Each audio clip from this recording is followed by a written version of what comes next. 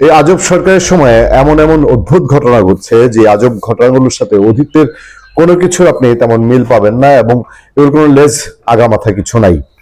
এবং এই ঘটনাগুলো কোনোটাই পজিটিভ দিকে আগায় না, মানে কোনো পজিটিভ এই সরকারের সময় যে এরকম একটা নজির স্থাপন করা ঘটনা ঘটেছে যেটা বাংলাদেশের জন্য খুব ভালো, সেরকম কিছু আপনি 1.5 বছরেও খুঁজে পাবেন না। যা হয়েছে মেইনলি সবটাই হয়েছে বাংলাদেশের মুক্তিযুদ্ধের বিরোধীর অবস্থান। মুক্তিযুদ্ধের বিরোধিতাকারীরা ওই মুক্তিযুদ্ধের সময়ের নাটক লিখছে, মুক্তিযুদ্ধের সময়ের নাটক, সিনেমা, উপন্যাস তো কম লেখা হয়েছে, এখন তারা লিখছে। এবং তারা তাদের কল্পনায় যেটা ছিল যুদ্ধের শুরুতে, সেইটাকে তারা এখন সেই কল্পনাটাকে বাস্তব বলে সেটাকে ইতিহাসে রূপ দিতেছিলেন। যে 71-এর যুদ্ধের আগে যে স্বপ্ন, কল্পনা, ঘোরের মধ্যে যে রাজসিক জীবনযাপনের মধ্যে পাকিস্তানের সাথে বাংলাদেশের রাজাকার, আলবদর জানোয়াররা ছিল না, সেই স্বপ্নটা যেমন ছিল, তারা মুক্তিযুদ্ধের সময় ঘটে যাওয়া জিনিসটাকে তারা দুঃস্বপ্ন হিসেবে দেখে তারা এখন কল্পনা করতে পছন্দ করে। না না, তখন এইরকম এরকম হলে ভালো হতো, সেটাকে এখন ইতিহাস হিসেবে চাপিয়ে দিতে চায়। র ক্লাবের প্রেসিডেন্ট মিস্টার হক তার বক্তব্যের বিরোধিতা শুধু বাংলাদেশকে অশান্ত জ্বালানো পুরানোর জন্যই যথেষ্ট। তার পাশাপাশি তিনি ভারতকে নিয়ে যেসব কথাবার্তা বলছেন, এগুলো বাংলাদেশকে একটা কোনো না কোনো ভাবে, ধরুন ভারত এমন দেশ, আমার যা মনে হচ্ছে বাংলাদেশের পরিপ্রেক্ষিতে তাদের কূটনৈতিক পরিপক্কতা দিয়ে বাংলাদেশে তারা কখনোই অ্যাটাক করার মতন কোনো জায়গায় যাবে না। এই বোকামিটি আজ এরা করবে না, কারণ ভারতের ছাড়া বহু মেডিসিন আছে। কিন্তু এরা আছে যে কোনো না কোনো ভাবে যদি বাংলাদেশকে দিয়ে ভারতের সাথে লাগাইতে পারে, তাহলে তাদের পাকিস্তানি বাপদের মনটা রক্ষা হয় এবং তাদের স্বপ্নটা, খায়েশটা পূরণ হয়। ভারতের সাথে এই টক্করে টক্করে পাকিস্তান অনেক সময় কোণঠাসা থাকে। আর যেহেতু ভিক্ষুকের দেশ বাংলা, পৃথিবীর অন্যতম ভিক্ষুকের দেশ, একেবারে তলাবিহীন ঝুড়ির দেশ, ফলে তারা চাচ্ছে যে বাংলাদেশকে যদি এখানে জড়ায় ফেলা যায় তাহলে তাদের জন্য এটা খুব সুবিধাজনক। সেখানে তা দিচ্ছে রাওয়াত ক্লাবের প্রেসিডেন্টের মতো লোকজন। এবং ভারতের দিক থেকে আপনারা দেখেছেন যে প্রতিক্রিয়া ম্যাক্সিমাম ক্ষেত্রে হচ্ছে যে বাংলাদেশ দিক থেকে যখন তাদের 7 সিস্টার ছিঁড়ে ফিরে ফেলার কথা বলা হয়, হাসনাত আবদুল্লাহ 16 ডিসেম্বর যখন এই হুঙ্কার আবার দিয়েছেন, তখন অনেকে বলছে যে এটা বক্তৃতা, এটা সিরিয়াসলি নেওয়ার কিছু নেই। কিন্তু যখন বারবার ঘটনাগুলো ঘটে, তখন এটার মধ্যে একটার সাথে আরেকটার যোগসূত্র খুঁজে পাওয়া খুব সহজ হয়ে ওঠে। অনানুষ্ঠানিকভাবে ভারতকে ছিঁড়ে ফেলতে চায়, ভেঙে ফেলতে চায় বাংলাদেশে বসে থেকে বহু এই টাইপের লোক এই 24শে গণ আন্দোলনের পরে বহু গজিয়ে গেছে। তারা যে কোনো ভাবেই হোক ভারতে ঢুকা পড়ি, চলেন এটা ভেঙে ফেলি, কলকাতা দখল করে ফেলি, দিল্লি দখল করে ফেলি, এইসব অবান্ত রাজকবি গল্প বলতে তাদের খুব স্বাচ্ছন্দ্য বোধ হয়। কিন্তু একটু পরিচিত মুখের জায়গা থেকে এই আমান আজমি, এই রাওয়া ক্লাবের প্রেসিডেন্ট, এরপরে যোগ হলো এখন হাসনাত আবদুল্লাহ।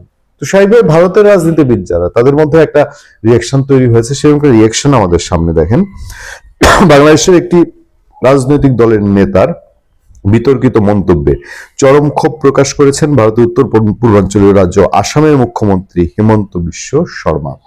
তিনি মঙ্গলবার বলেছেন, বাংলাদেশের কিছু মানুষ বারবার ভারতের উত্তর পূর্বাঞ্চলকে তাদের দেশের সঙ্গে যুক্ত করার যে কথা বলছে তা দায়িত্বজ্ঞানহীন ও বিপজ্জনক। মুখ্যমন্ত্রী স্পষ্ট জানিয়েছেন, এমন বক্তব্যে ভারত মোটেই চুপ থাকবে না। সেই দরকার হলে 7 সিস্টার ছিঁড়ে ভেঙে ফেলার আলোচিত মন্তব্যটি করেছেন বাংলাদেশের সদ্য গঠিত ন্যাশনাল সিটিজেন পার্টি এনসিপির সিনিয়র নেতা হাসনাত আবদুল্লাহ। সোমবার তিনি দাবি করেন, যদি ভারত সরকার বাংলাদেশের পরিস্থিতি অস্থিতিশীল করার চেষ্টা করে, তবে ঢাকা এর প্রতিশোধ নিতে পারে। প্রতিশোধ হিসেবে তিনি বলেন, ভারত যেন তার উত্তর পূর্ব রাজ্যগুলোকে বিচ্ছিন্ন করার উদ্যোগ নেয় এবং ওই অঞ্চলে বিচ্ছিন্নতাবাদী শক্তিগুলোকে সমর্থন দেওয়া উচিত। তিনি আরো বলেন, ভারতের উত্তর পূর্বাঞ্চল ভৌগোলিকভাবে দুর্বল, কারণ এই অঞ্চল ভারতের মূল ভূখণ্ডের সঙ্গে শুধু একটি সরু পথ, শিলিগুড়ি করিডোর বা চিকেন স্নেক দিয়ে যুক্ত। খেয়াল করবেন, এই চিকেন স্নেক শব্দটার এখন একটা ভিন্ন মাত্রা যোগ হয়েছে এই বাংলাদেশ থেকে এরকম উস্কানির ফলে ভারতের দিক থেকে। আমরা সেই জায়গায় যাব। তবে এই হাসনাত আবদুল্লাহ যেটা বলছেন যে ভারতের বিচ্ছিন্নতাবাদী যে উলফা শেল্টার দিবে, এটার মূল্য কি? এটা 4 দলীয় জোট সরকার 2001-এ টের পেয়েছে। 4 দলীয় জোট সরকারের সময় সেরকম একটা অভিযোগ ছিল এই উলফাদের শেল্টার দেওয়ার, এবং সেই শেল্টারের পরিণতিটা 4 দলীয় জোট সরকার, বরঞ্চ পরে বিএনপি, তারা এটা সবচেয়ে বড় ভুগেছে। তিনি আরো বলেন, ভারতের উত্তর পূর্বাঞ্চল লুমডিং এ একটি অনুষ্ঠানে মুখ্যমন্ত্রী ডক্টর হিমন্ত বিশ্ব শর্মা সাংবাদিকদের বলেন, গত 1 বছর ধরেই বাংলাদেশ থেকে এমন মন্তব্য আসছে যে ভারতের উত্তর পূর্বাঞ্চলকে আলাদা করে বাংলাদেশের অংশ করা উচিত। মুখ্যমন্ত্রী তীব্র প্রতিক্রিয়া জানিয়েছেন, ভারত একটি অত্যন্ত বড় দেশ। ভারত যদি একটি পারমাণবিক শক্তিধর রাষ্ট্র এবং বিশ্বের চতুর্থ বৃহত্তম অর্থনীতি, বাংলাদেশ কিভাবে এমন চিন্তা ভাবনা করতে পারে? তিনি বলেন, এমন ভাবাটাই ভুল এবং বাংলাদেশের কিছু মানুষের মানসিকতা সঠিক নয়। এই ধরনের মনোভাবকে প্রশ্রয় দেওয়া ঠিক না। হিমন্ত বিশ্ব শর্মা পরিষ্কারভাবে হুঁশিয়ার দেন, তাদের শেখানো উচিত যে এভাবে আচরণ চালিয়ে গেলে ভারত চুপ করে থাকবে না।